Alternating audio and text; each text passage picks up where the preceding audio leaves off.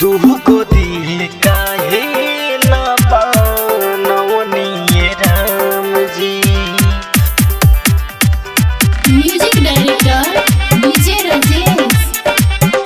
दुगो दिल काहे ना बनवनिए राम जी। निशा डिजिटल रिकॉर्डिंग स्टूडियो मधुबन।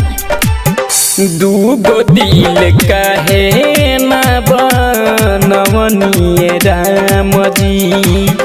दुगो दिल काहे ना बनवनिए राम जी। एगो जहदी टूटाइत त दोसर आइत काम जी।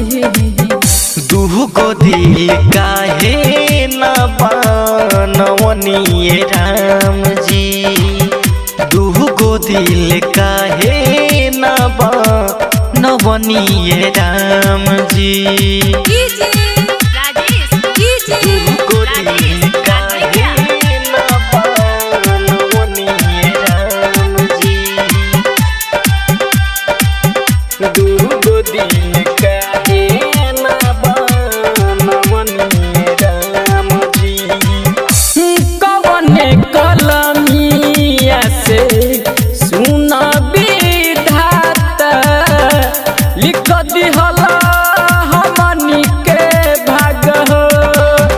प्यार मोहब्बत के खेल में लागे देह में लागली आग हो। लैला मजनूनियन हम तो भइनी बदनाम हो। दुगो दिल काहे ना बनवनिए राम जी। दुगो दिल काहे ना बनवनिए राम जी।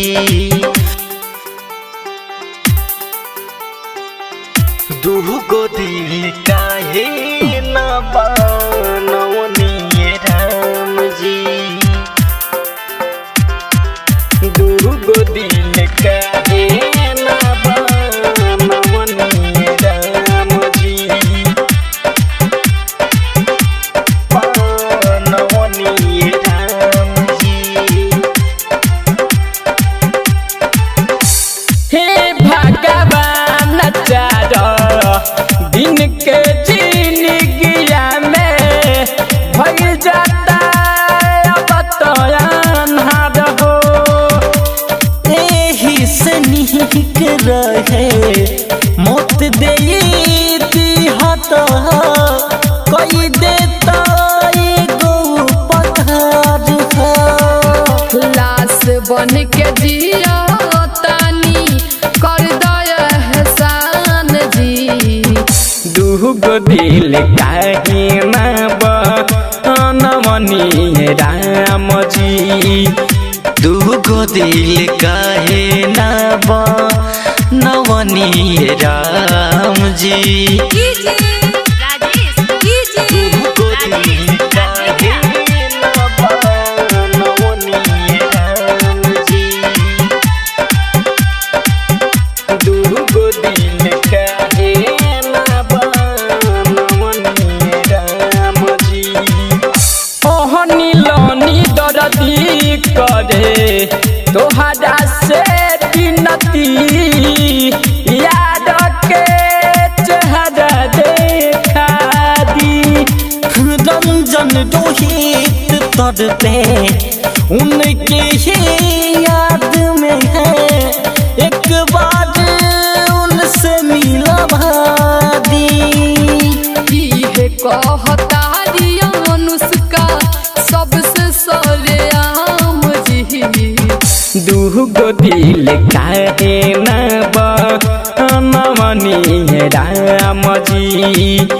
दुगो दिल काहे ना बनवनिए राम जी।